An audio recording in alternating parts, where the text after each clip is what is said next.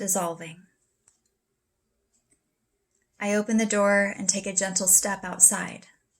A warm breeze greets me at the threshold and guides me out onto my front steps. It takes a moment for my eyes to adjust to the darkness, and making out the shadowy outlines of trees and bushes, I also begin to take in the other senses. The perfume from Mother Earth makes its way into my nose, traveling back into my mind, bringing me comfort and a slightly upturned mouth. I gaze far beyond into starlight, searching for my constellations and planets. The skin of my feet can feel the familiar pulse of the earth below, and my heart begins to calm to its rhythm.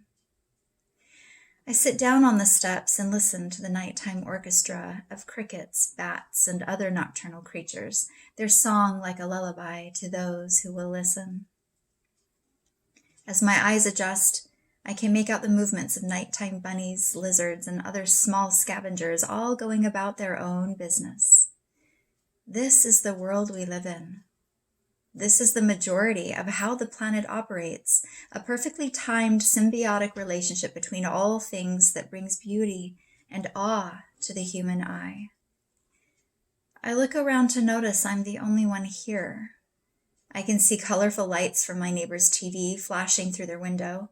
I can hear cars driving fast in the distance, racing to get to their destinations, seeing only traffic lights and completely missing out on what the rest of their world is doing. As I refocus on the small patch of nature in front of me, I breathe in slowly, wanting to take it all inside of myself, wanting it to take over my distracted mind, longing to fully be a part of it. Because in this moment, as I am connecting to my Mother Earth, my home, my planet, my love, something becomes apparent to me.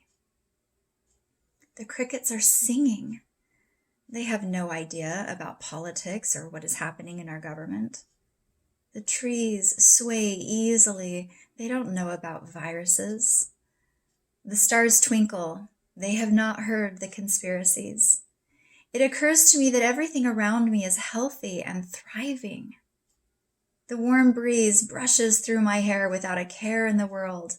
Life on planet Earth is doing what it has always done, regardless of what the news reports. I close my eyes.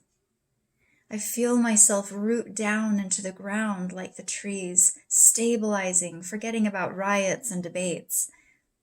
I let the song of the night fully encompass my thoughts as worries dissolve into these sweet ancient songs, songs that lulled my ancestors to slumber.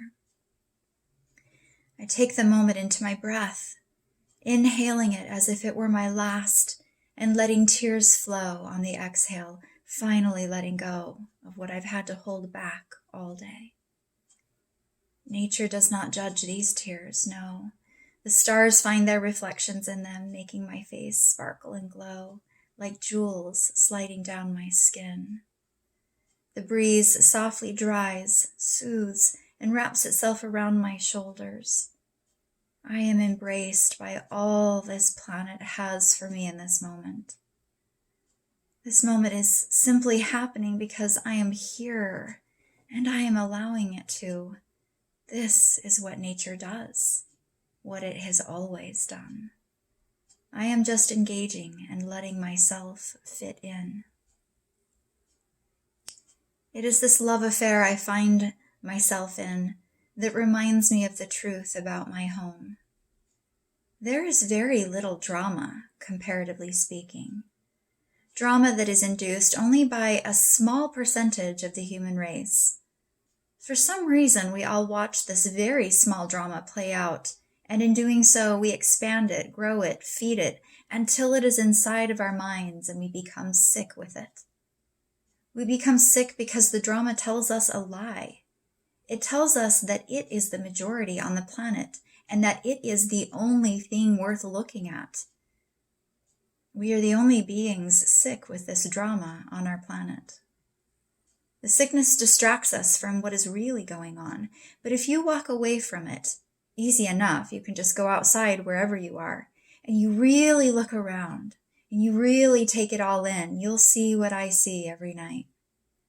You'll remember the truth, and perhaps over time you will reconnect to that truth. And then you will begin to act from that truth, and the little drama full of lies will become less and less of a big deal, because to you, the song of the crickets will become bigger, and the trees will become bigger, and the sky full of stars will become the biggest thing you see. The silence will become even bigger than that. There is more silence on this planet than there is violence, more quiet places where drama is not heard at all. There is more good in this world than there is evil. You can make a choice of how much of your time the small drama is worth. This is the thing about being human. We can choose. My gaze returns to the sky, where the cosmos shines down, filling my eyes with wonder. Every night we have an opportunity to see how very small we are in the universe. We have a chance to see our problems in comparison to the rest of the galaxy. I take the opportunity to feel myself connect to the all-encompassing sky, understanding that it would be impossible for me to take it all in, but acknowledging that I am an important part of a vast system that is operating perfectly.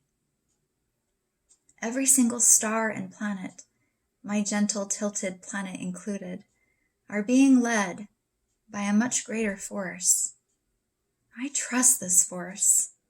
I bow to it, humbly, gratefully, and happily. It is in this moment I begin to hear what the universe whispers to all things that recognize their place within it. And I am no longer just a girl sitting on her front porch in the middle of the night. I blissfully dissolve into it all. Listen to the universe. It has messages we can all hear. Everything is connected.